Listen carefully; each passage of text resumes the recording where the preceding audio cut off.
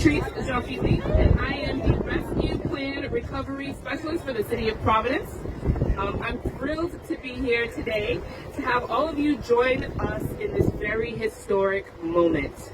After speaking at today's program, Mayor Elorza will sign an ordinance adopting the American Rescue Plan Act. I will now turn it over to Mayor Elorza to kick us off. Good afternoon, everyone.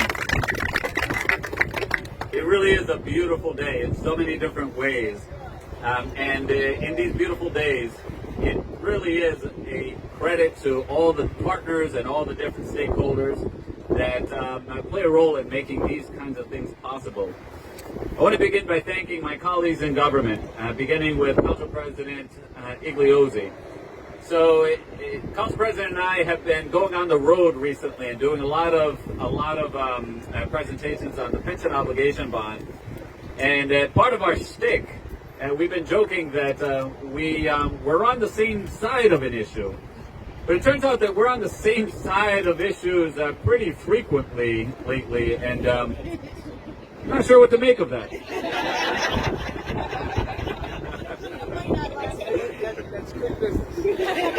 He just said for now. No, I completely agree. The reality is that, sometimes, you disagree on things more at the surface level, but at the core, there's great alignment in values, not only with the Council President, but throughout all the elected officials in the City of Providence and beyond. So this really is an expression of our shared values and shared principles. I also want to recognize another colleague in office who had a big and important role to play in this is Councilwoman and the Chair of the Finance Committee, Joanne. We appreciate your partnership throughout this as well. So thank you to all the members of the City Council who voted and supported this. There are a lot of other folks who played an important role in making this happen. We also have several members of the Rescue Plan Task Force that met over a series of months to put recommendations together. And so I want to recognize all of the members led by one of the co-chairs who's here, Oscar Mejias. But thank you to all of our task force members for making the recommendations that got us to this point. Please, a big round of applause for everyone who participated. And Oscar's co-chair was Angie Ancoma. She could not be here today, but we recognize her too. There were so many other folks that played a role. As the work of this task force really took hold, remember that this is all new to all of us. So we were trying to figure out the right way to do it, and we were literally building the plane as we were flying it. It turns out that perhaps the most important part of this process is the community engagement that we did.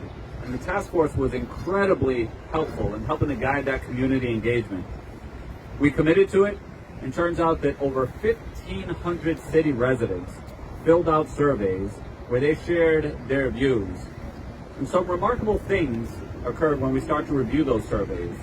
We found out that regardless of where they lived in the city, whether it's a high-income or low-income neighborhood, whether they were male, female, black, white, tall, short, or all the different ways that we sort of distinguish ourselves, there was incredible unanimity on what the city's priorities were.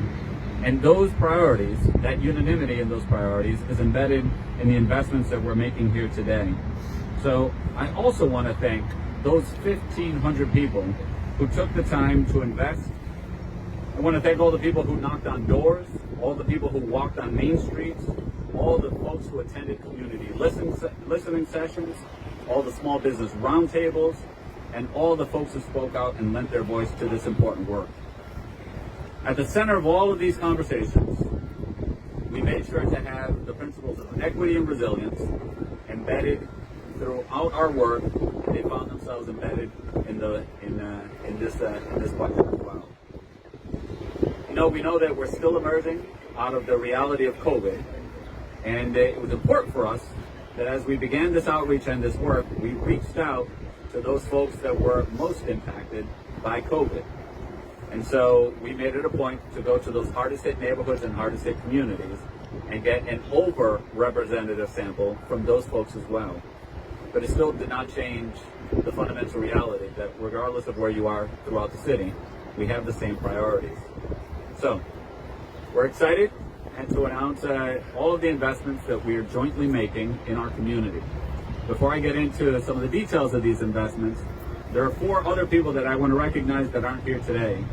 They are Senators Reid, Senator Whitehouse, Congressman Langevin, and Congressman Cicilline.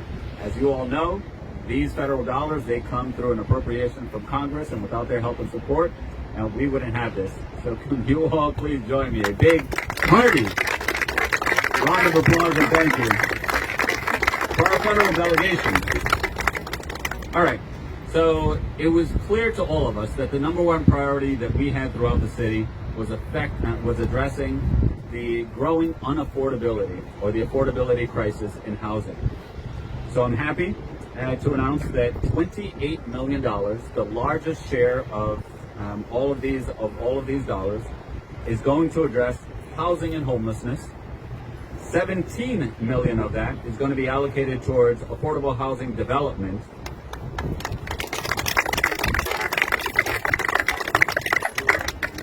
$4 million is allocated to expanding rapid rehousing. And there are other millions of dollars that we're dedicating towards addressing the ongoing homelessness crisis. These investments, they build off of investments that we made in round 1 of our allocations, and we want to continue to help support those that are in the biggest need in our community. And while we're working to address the most pressing needs, we're also looking to the future. And it's our future resiliency and ability to withstand some of the impacts of the future public health crises, like climate change, that we had in mind. Just as COVID-19 made the disparities in healthcare access and across the board so much more apparent to all of us, we also know that the climate crisis is not impacting all of us equally. So with sustainability in mind, we're investing nearly $2 million in resiliency infrastructure and frontline communities. And I want to give a special recognition, thank you to Jeremy Julian, who was an active member of the committee, but particularly advocated for this during the budgeting process. And Julian will tell you that it was really the voice of the community that he was representing and passing along, but we appreciate you playing that role. I also want to note that through these investments, we're addressing systemic inequalities that were also made apparent through COVID. I am especially proud to be joined here today by many members of the city's Municipal Reparations Commission, who have already been hard at work meeting with the community to help advise the city on how to allocate $10 million for COVID-19 equities programs. I'm also excited to announce that we're already prepared to begin implementing justice-oriented programs such as eviction defense services and license restoration programs, and we'll be issuing additional RFPs for these programs in the coming weeks. So to all of the organizations that do this incredibly important work, we look forward to hearing your ideas on how we can deliver it most effectively.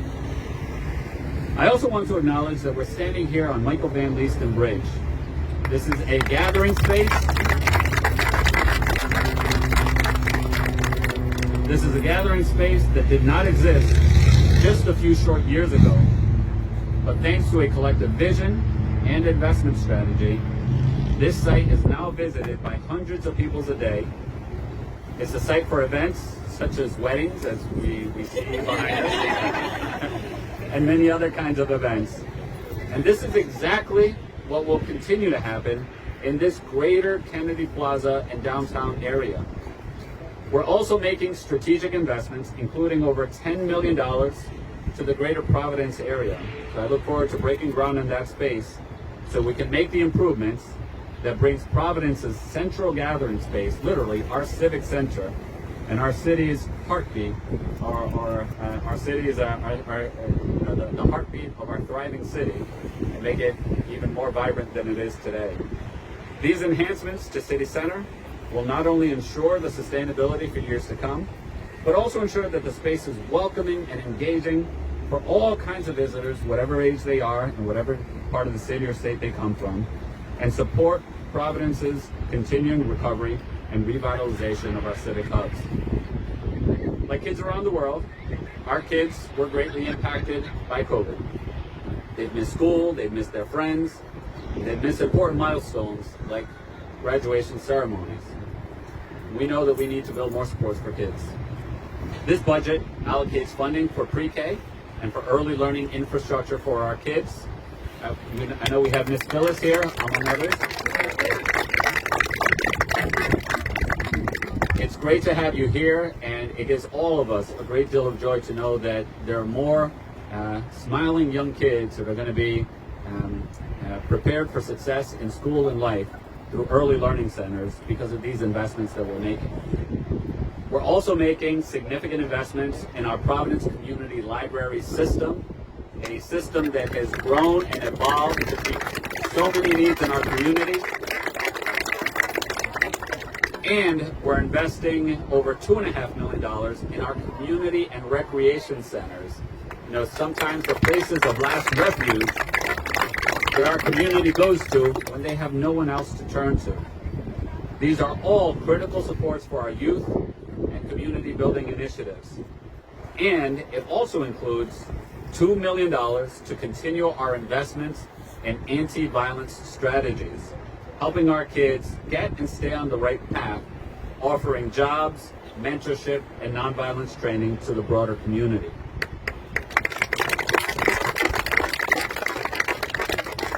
This historic federal COVID-19 recovery funding builds an equitable and resilient recovery to Providence. I'm grateful for my partners in government who helped get this done. I'm grateful to all of the community members who dedicated valuable time to helping us make informed decisions, and to the partners around the city who will help us make these programs a reality. I'm proud to be here today to sign this ordinance into law, and I think I'm joined by everyone here in saying that I can't wait to put these dollars to good use. Thank you all. Thank you, Mayor Elorza. Next, we will hear from City Council President John Igliosi. Good afternoon, everybody. How's everybody doing out there? Welcome to this great city. And of course, Mayor did a great job. He's absolutely right. The Mayor and I have been going on a road show. We're doing a great job and it's true, because when there are good ideas and it translates to good government and good business for the city of Providence, we can always agree on what's good for the city and what's good stuff we do. And I have to thank the Mayor, because in this particular case, we all agree this is good business, good government for the city of Providence and all of you. So I want to thank the Mayor and the staff. We work hard. And of course the task force and all the community folks that were involved. But of course, as the representative of the City Council, I have to special thanks my council colleagues, Chairwoman Ryan and all my council colleagues, the City Council who are fortunate in the audience, or here also. All of them, they jumped in the scrum. They want to have their voices be heard, their community voices be heard, constituent concerns. I mean, we worked and made this even a better ordinance that you see today on the table. Last night, the City Council passed it unanimously, and now today, the Mayor gets to sign it into law. It's all good stuff. It's good stuff because all of us, family and friends, have been going through a really difficult time these past few years. So this COVID has been horrific. A lot of us, some of us lost family, friends. Some of us got sick. Some of us got well. And you know, luckily today, all of us are here today. But let's not forget the folks that fought the fight, the folks that didn't make that fight, the folks that are here today. So I want to make a special thanks to everybody who's involved in here today. Also, we have to thank the Mayor's right, the federal delegation, and by the way, everybody down in Washington, D.C., from the president on down. Everybody involved who was willing to put together this national federal package to help all cities and towns and all states. Because with that vision, with that ability to say, yes, we're going to do this. Yes, we're going to help everybody. We here today have the opportunity to help all the Providence. So it's a wonderful thing. And I'm not going to get in all the particulars. The Mayor did a great job. The Chairwoman's going to get to more specifics. I'm just going to mention one thing, because I'm a little more financially conservative than others. So I always want to make people understand. It's $124 million. It's a lot of money. I want everybody to know that one of the things that we did do together, and the mayor agreed as staff, was to make sure that we hire an independent audit company to make sure that every dollar that is spent out of this money is accounted for, because it's not our money, it's your money. We want to make sure that when we made the obligation to say this money is going to this organization, it goes to the organization. It gets spent to the community and gets the job done that we all expect. So this accounting firm will make sure that your dollars are spent how you wanted it to be spent and to be accountable. So I'm going to thank my chairwoman, Ryan, the finance committee, and the council colleagues and the mayor, willing to put that element into this. Because I think we're the only ones who are doing it. And I think it's important to make a note that yes, it's your money, but yes, we're taking it serious, and we're not being spendthrift, we're not being foolish, we're going to be held accountable, and this accounting firm will do that for us. Finally, I just want to make a note, I think it is pretty apropos, the mayor mentioned earlier, we're standing on this beautiful pedestrian bridge, which is part about connecting Providence, and about the resurgence of Providence. And we're on the backdrop, of course, the Superman building. Now, I don't want to forget something. Getting that building online is going to help this city continue moving forward. Don't let anybody make any mistake. With this kind of money invested in our city, the city moving in a positive direction, and getting that Superman building online brings maybe 600 people downtown Providence spending money, bringing their families, and more importantly, affordable housing element part of that building. That's all part of this. Recreating Providence, not just for one, but for all. With that, thank you all. God bless you. Stay safe.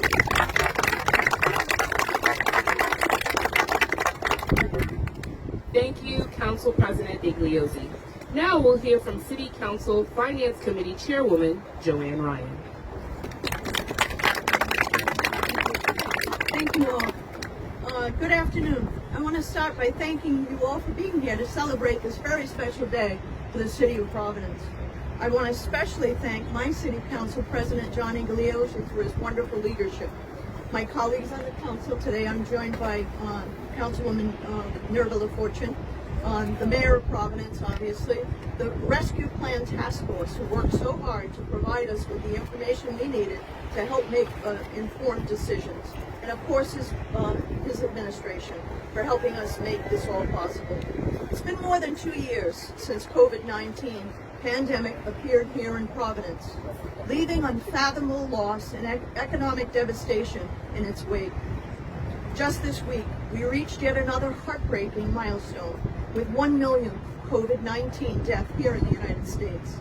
But through the worst of this pandemic, I'm proud to say that the Providence City Council remains steadfast in our dedication to the people of Providence.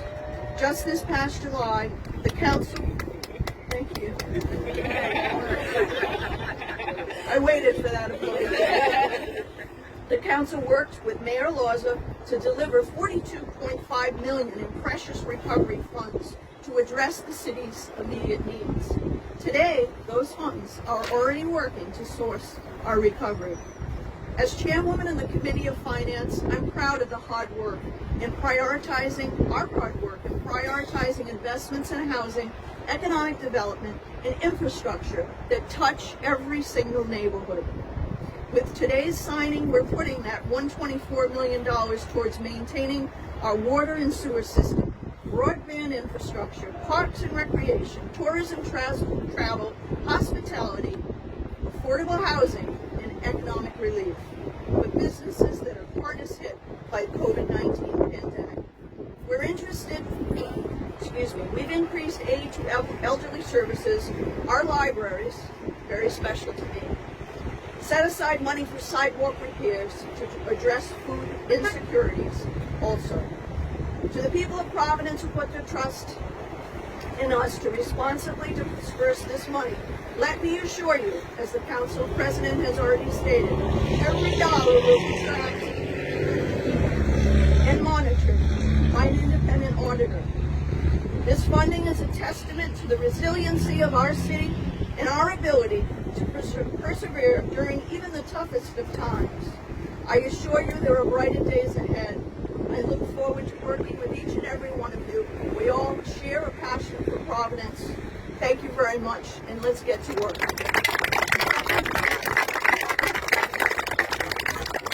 Thank you, Councilwoman Ryan. Thank you all again so much for being here today. Now we're going to head over to the table adjacent to me here, so Mayor Elorza may sign the ordinance adopting the American Rescue Plan budget. I'd like to invite our partners and community members to join us for an opportunity to take a photo during this very historic moment. Congratulations also to our blushing bride. Housing and Oh, right behind you.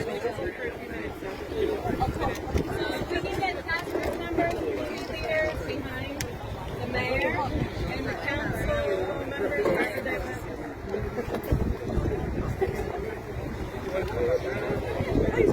Come on in. task force members, please. I want you to stand right next to me.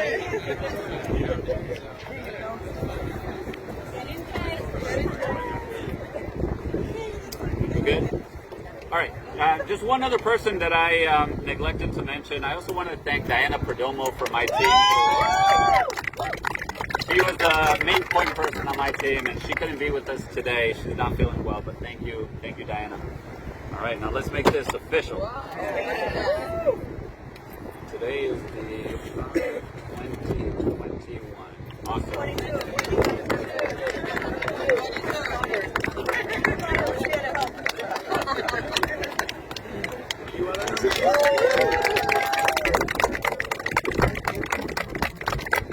right. Congratulations, everybody, and thank you. Awesome. Thank you. This is wonderful.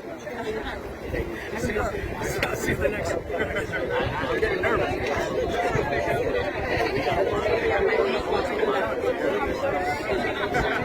Chair Igliosi, you have a second?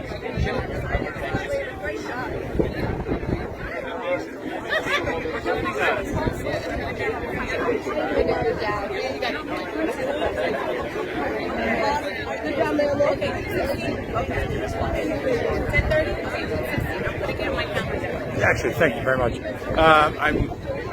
We're here at Providence. Actually look towards here, and it's a little raucous here, so got to project. So come a little closer. So first of all, Councilman Igliosi, congratulations on the signing of the bill today. $124 million, much needed money to the city of Providence. A significant part of it being invested in housing. To your credit, and it's been a concern of a number of our viewers about the integrity of the money, not casting aspersions on anyone at the government level, but just its life. So what accounting firm are you going to be using, and have you given thought about a transparency portal? Yes, we'll do the transparency portal. Second, I don't have the name of the accounting firm. I apologize. I can get it for you, but there is one, and the firm will be accounting for every dollar. It's an independent firm, by the way. Right. So it's not going to be someone from anybody's administration, and that firm will be, they're going to hold everybody accountable. So if money goes to an organization, money goes to whatever the money goes to, every dollar, every penny will be accountable. And they're going to maintain a monthly report that gets submitted to the city council clerk's office. So it's a public record every month. You brought it up. You introduced it into the trial today. So I've got to ask you about the Superman building.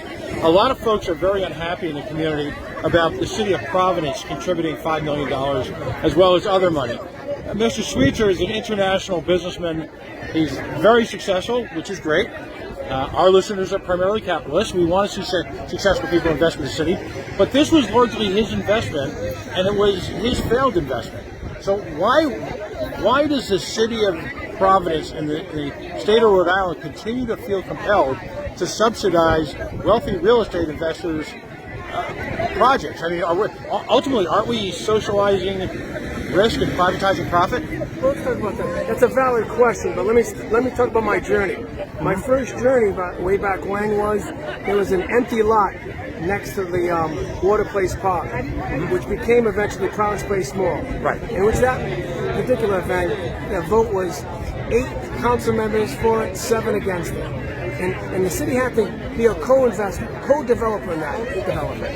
And when we did that, and it took time, we heard the same detractors, the same issues, the same questions you're giving me today, the same ones I heard over 25 plus years ago. And the interesting thing about that was, we did not get the Providence Pay Small online and didn't create that. It was the change agent, what you see behind me today. Now, the Superman building is in a similar circumstance. The bottom line is, sometimes when you have these types of buildings, such as this beautiful building behind us, which is antiquated and very cost prohibitive to get developed, sometimes the city, and by the way, that's part of good government, has to be a co-developer in these types of things, but with conditions and with appropriate protocols added. And let me say this, for a building like of that size, for approximately $5 million of investment by city dollars into a 200 plus unit apartment, that comes out to maybe, a few thousands of dollars per apartment. So that's a small investment to get that building back online. Now, what's the alternative? The building stays dark, the building gets torn down, it's an empty lot, or nothing ever happens. So I don't know, or the alternative is co-developing. So you're right. These are tough issues, but this is where leadership comes in, accountability comes in, and for the city's purposes, when you get that building back online, having 600 plus new residents living in the downtown area, spending money, living here, creating a more vibrant downtown lifestyle, and making City of Providence even a greater destination, and affordable housing piece to it, it's a plus for the city's economy, plus this neighborhood, and plus for the state of Rhode Island. I guess it's a balancing act. No, I understand. I mean, the challenge is you continue to see people getting these tax stabilization agreements. Now, I go back to the mall days. It was Numora Capital, who then passed it off. The city gave up a lot of property tax revenue over a long time to a mall that may be the beginning of the end. It's going to be a long, protracted demise, but it's clear that the mall is becoming underutilized. I just wonder at what point in time does the city of Providence stand up on its own and say, this is an amazing place to develop, here are the strengths, we welcome you, but come in with your own money. Well, I do think with the Superman building we're doing that too, because Flex is coming in with the lion's share of the funding. It's a really, compared to the cost to develop that building to get it back online, the city's $10 million low interest loan, you're right, it's low interest loan, but $5 million grant commitment is really nominal compared to the benefit that we can get from it. Now, today, hindsight, you can say, well, the mall, up, down, pros, cons, but at that moment in time, I was there in that dirt parking lot. I was there when nothing was in downtown Providence. I was there when we had to make a decision. And I was there when everybody said, this is a bad idea, why are you bailing, why are you helping corporate welfare, all those same arguments. And let me say this, thank God we were able to get 8 council members to vote for that day. Because you would not have seen everything behind me today and in front of you. Because all these apartments, the River House, etc., that mall was the catalyst for where you are today in the city. It's not perfect, but we would have been in a horrific way if that never happened. And that Superman building is the bookend to a continuing prosperity of the city of Providence. I appreciate all the time. A quick update, if you will. By the way, we're here with Council President John Igliosi at the ceremonial signing of the $124 million in federal money that's coming into the city. Any update on Fane Tower? Fane Tower, as you know, the city did its part. The council did its part. It allowed the ability to go higher stories. It's really now up to the state, the Economic Development Corporation over there, and Mr. Fane. If it happens, it happens. If it doesn't, well, we move on to the next developer. Is there a moment when you just pull the plug? Well, for our purposes, there's really nothing for us to pull because we're not giving any money. We're not involved in any of the financial. We just simply gave permission for them to make it bigger and grander. Okay, fair enough. Council President, thank you very much for your time. Thank you, and have a great day. God bless everyone. That accounting firm is Clifton Larson Allen. Clifton Larson Allen. Okay. Very good. Thanks, buddy.